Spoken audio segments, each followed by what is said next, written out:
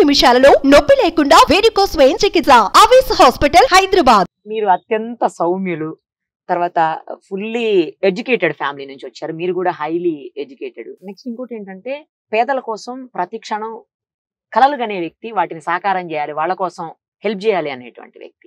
మీకు ప్లస్ ఇవన్నీ కూడా. తర్వాత మీరు స్థానికులు. ఇక్కడ అవతల వ్యక్తి ఎవరైతే ఉన్నారో వాళ్ళు నాన్ లోకల్. ఆయన కొంచెం నోటికి ఏదొస్తే అది మాట్లాడతారు అనేది కూడా కొంత ఆరోపణలు ఉన్నాయి. మీరు అవి కూడా మీరు వాటికి దూరంగా ఉంటారు అని మీ మీద ఒక రకమైన పాజిటివ్నెస్ ఉంది. సో ఇవన్నీ మీకు ఏ రకంగా ఉపయోగపడబోతున్నాయి రేపు ఎన్నికల్లో? నేను పోయినసారి ఎలక్షన్ అప్పుడు కూడా 2019 ఎలక్షన్ అప్పుడు కూడా నా పైన చాలా సీనియర్ సంస్థ గారు నుంచున్నారు. ఉదాహరణ యాక్చువల్లీ చెప్తాను మీకు. అది అసలు ఎక్కడ మాట్లాడాను కదా దాని గురించి. సరే మన ఏదో మనం చెప్పుకుంటూ వెళ్ళేవాడు. ఒక రోజు మాత్రం నేను అన్నాను ఎక్కడో ఏదో మీటింగ్ లో, ఏమనంటే ఆయన వయసు అయిపోయింది, నేను యంగ్స్టర్ ని అని కొద్దిగా మాట్లాడాను. చాలా విచిత్రం ఏంటి సార్, కూర్చున్న తర్వాత నా పక్కన వైసీపీ లీడర్ ఉన్నాడు, పెద్ద ఆయన, ఎమ్మెల్యే కూడా ఏడా, ఇప్పుడు ఎమ్మెల్యే కూడా. ఆయన వచ్చి సార్ మీరు మాట్లాడకండి అలా అన్నాడు. మీకు సూట్ అవుతుంది, మీకు సూట్ కాదనా? సూట్ అవుతుంది, మిమ్మల్ని పీపుల్ వేరేగా చూస్తారు, అసలు మీకు సూట్ అవుతుంది, ఒకే ఒకసారి మాట్లాడే దాంతో. అంటే నేను చెప్పేది ఎందుకంటే ఉదాహరణది ఈవెన్ వైసీపీలో ఉన్నా, టీడీపీలో ఉన్నా, ఏ పార్టీలో ఉన్నా గానీ లీడర్సే కాదు, పీపుల్ కూడా విజ్ఞత ఉంది. అనవసరంగా మాట్లాడితే కరెక్ట్ కాదు అనేది చాలా క్లియర్ గా తెలుసు. ఏదో మనం చూసేది ఒక 10% చూస్తాం, అలా ఎలా పడితే అలా మాట్లాడేవాళ్ళు. అదే అందరూ అనుకుని ఆపాదిస్తాం మనం. అందరూ అలానే ఉంటారు, అందరూ అలానే చేస్తారని. మీడియా కూడా అలానే, వాళ్ళకే ఎక్కువ ప్రైమ్ టైం ఇస్తుంది. ఎందుకంటే వాళ్ళదైతే బ్రేకింగ్ న్యూస్ అని చెప్పి 100 సార్లు వేయచ్చు. నాలాంటి వాడు మాట్లాడుకో బ్రేకింగ్ న్యూస్ ఏముంటది, మీకు బోర్ కదా. మరి మీ దగ్గరికి వచ్చాను ఇంటర్వ్యూ వచ్చే వాళ్ళందరూ నేను చెప్తాను, నాది ఇంటర్వ్యూ ఎందుకే బాబు మీరు చేసేది, మీకు టీఆర్పీస్ రావు, మీకు వ్యూవర్షిప్ రాదు, టైం అంతా మీకు వేస్ట్, మీ టైం వేస్ట్ చేసుకున్నా చాలా మందికి నేను చెప్తాను. సేమ్ డైలాగ్ మీకు కూడా చెప్తాను. బట్ నాకు తెలుసు ఇది ఎలక్షన్ టైం కూడా మీరు వస్తారు. మీరు వెళ్ళారనుకోండి పబ్లిక్ లోకి, 1,00,000 మందికి పర్ డే వచ్చేసారు. అంతమంది కంటే మీరు చేయలేరు, ఇంకా అది మ్యాక్స్. బట్ మా ద్వారా వెళ్తే కొన్ని లక్షల మందికి, కోట్ల మందికి చేరుతుంది. అది పావు గంట అవచ్చు, 20 నిమిషాలు అవచ్చు, మీ వ్యూస్ అనేవి చేరతాయి. అవును, మరీ ముఖ్యంగా ఈ రోజుల్లో ఇన్స్టెడ్ ఆఫ్ న్యూస్ ఛానల్స్ కంటే కూడా మీలాంటి ఛానల్స్ కి ఇంకా ఎక్కువ బాగా వ్యూవర్షిప్ ఎక్కువ ఉంది. That's very true.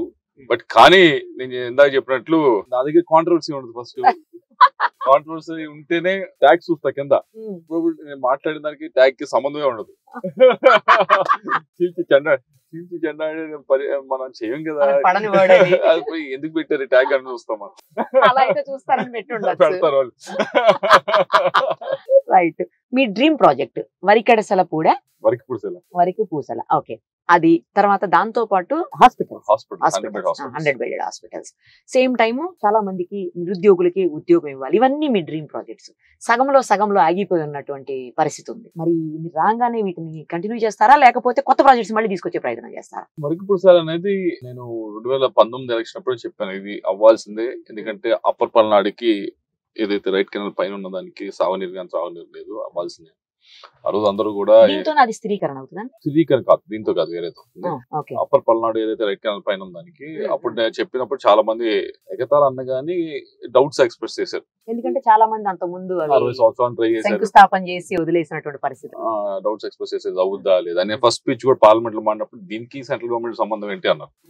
అంటే ఇది పర్మిషన్స్ అని రావాల్సిన సెంట్రల్ గవర్నమెంట్ నుంచి, అందుకే నేను ఇక్కడ మాట్లాడుతా ఉన్నాను. అండ్ లక్కీలీ అందరు సపోర్ట్ చేశారు. చేయటం వల్ల we got all the permissions, ఏదైతే ఎన్విరాన్మెంట్ ఫారెస్ట్ పర్మిషన్స్ వచ్చినాయి, వైల్డ్ లైఫ్ పర్మిషన్స్ వచ్చినాయి, 2 కూడా వచ్చినాయి, 2 కేంద్ర ప్రభుత్వం నుంచి వచ్చినాయి. సో ఐ థింక్ అది పెద్ద డ్యామ్ కట్టాల్సిన ప్రాజెక్ట్ ఏం కాదు. జస్ట్ ఇప్పుడు ఆ పర్మిషన్స్ వచ్చిన మోటార్స్ పెట్టి పంప్ చేయటమే. దాంతో వస్తాయి దాదాపు 1,20,000 ఎకరాలకి మనము సాగునీరు అందించు. 4 లక్షల మంది పైగా తాగునీరు. సో అది ఫినిష్ చేయాలి. 2 ప్రాజెక్ట్ ఏమిటంటే, ఏదైతే దీనికి రైట్ కెనాల్ ఉంది, రైట్ కెనాల్ చూస్తే కనుక మనకి బాగా ఇబ్బంది పడతా ఉన్నారు. ఈ సంవత్సరం మరీ ఘోరంగా ఉంది.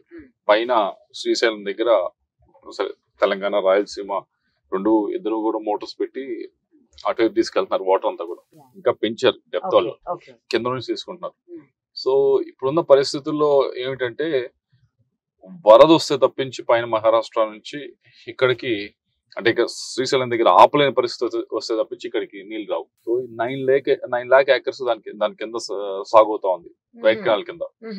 అది స్థిరీకరణ చేయాలంటే దానికి ఒకటి ఏంటంటే ఏదైతే గోదావరి జలాలు వచ్చి బ్యారేజ్ దగ్గర వస్తే పడుతున్నాయి పట్టిసీమ ద్వారా, పోలవరం రైట్ కెనాల్ ద్వారా, వాటిని తీసుకొచ్చి నకరికల్లో పోయారు. దీని గురించి ఆల్రెడీ గోదావరి పెన్నా దాని గురించి ఆల్రెడీ ఇప్పటికే కేంద్ర ప్రభుత్వం 1.5 year 2 years బ్యాక్ బడ్జెట్ లో కూడా ప్రతిపాదించారు. దాన్ని గట్టిగా పర్సూ చేసి చేయాల్సిన అవసరం ఉంది. ఎందుకంటే మొత్తం రాష్ట్ర ప్రభుత్వం చేయాలంటే అయ్యే పని కాదు, కేంద్ర ప్రభుత్వం కూడా చేస్తేనే అవుతుంది. సో అందుకని రెండోది ప్రాజెక్ట్ అది.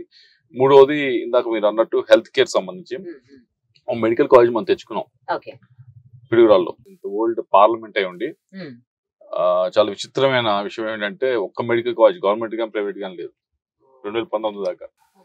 సో దాని తర్వాత పిడుగురాళ్ళ హెడ్ క్వార్టర్స్ పిడుగురాళ్ళ దాని కింద ఒక మెడికల్ కాలేజ్ తెచ్చుకున్నాం. అది ఆల్మోస్ట్ పనులు బాగానే అవుతున్నాయి. ఇంకొక 1 year లో అలా హాస్పిటల్ అన్ని ఓపెన్ అయిపోతాయి, పూర్తి స్థాయిలో ఓపెన్ అవుతాయి.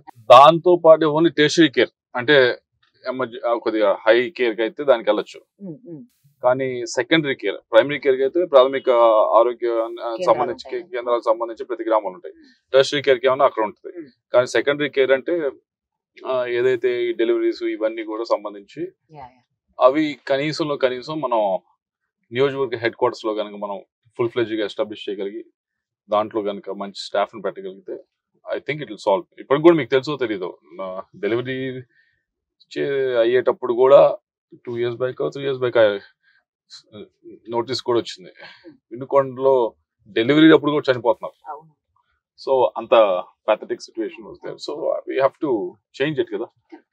సో దానికి అది చేస్తే బాగుంటుంది. నాలుగోది ఏమన్నా వాటర్ గ్రిడ్ డ్రింకింగ్ వాటర్ సంబంధించి సాగర్ నుంచి వాటర్ కనుక పంప్ చేస్తే ఇప్పటికే జల్ జీవన్ మిషన్ ద్వారా 500 కోట్లు వచ్చింది ఇంటింటికి కుళాయి ఇచ్చే కార్యక్రమం. ఇంటింటికి కుళాయి ఇవ్వాలంటే ట్యాంక్ లో వాటర్ ఉండాలి కదా. ట్యాంక్ లో వాటర్ కి వాటర్ గ్రిడ్ ద్వారా కనెక్ట్ చేస్తే కనుక అవుతుంది. అది కూడా సెంట్రల్ గవర్నమెంట్ కి ప్రపోజల్ పంపించడం జరిగింది. దాన్ని కూడా శాంక్షన్ చేయించుకోవాలి. ఎందుకంటే మొత్తం ఇది కూడా స్టేట్ గవర్నమెంట్ చేసే పరిస్థితి లేదు. 50% 60% సెంట్రల్ గవర్నమెంట్ చేస్తే అది వీళ్ళు చేయగలరు. ఐదవది ఉద్యోగాలకు సంబంధించి ఏ ఊరికి వెళ్ళినా అడుగుతా ఉంది ఏంటంటే బీటెక్ చేస్తున్నారు, దాని తర్వాత డిగ్రీ చేస్తా ఉన్నారు, ఉద్యోగాలు లేక ఇబ్బంది పడుతా ఉన్నారు. సో దానికి ఏమన్నా మనం ఒక లాజిస్టిక్స్ హబ్, ఎందుకంటే ఇది గుంటూరు హైదరాబాద్ కనెక్షన్ ఇదంతా ఉంది కాబట్టి, అలాగే కృష్ణాపట్నం పోర్ట్ కి ఇదంతా ఉంది కాబట్టి we can establish A logistics hub here. కొద్దిగా ఉద్యోగాలు ఈ ప్రాంతం వస్తాయని నా ఉద్దేశం. సుమన్ టీవీలో మీ పర్సనల్ అండ్ బిజినెస్ ప్రమోషన్స్ కోసం కింది నెంబర్ కి కాంటాక్ట్ చేయండి.